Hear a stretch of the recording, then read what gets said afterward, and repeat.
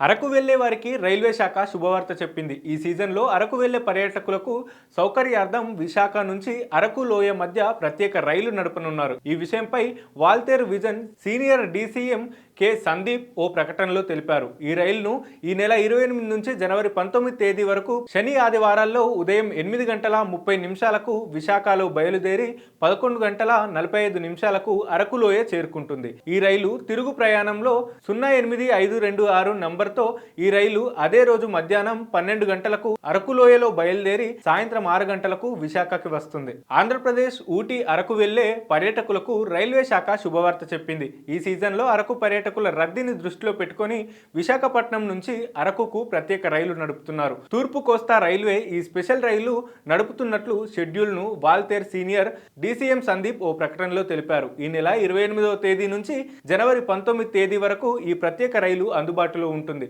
అయితే ప్రతి శని ఆదివారాల్లో మాత్రమే ఈ రైలు నడుస్తుంది. విశాఖపట్నం నుంచి ప్రతి శని ఆదివారాల్లో ఈ స్పెషల్ రైలు ఉదయం 8 గంటల 30 నిమిషాలకు బయలుదేరి ఉదయం 11 గంటల 45 నిమిషాలకు అరకు చేరుకుంటుంది.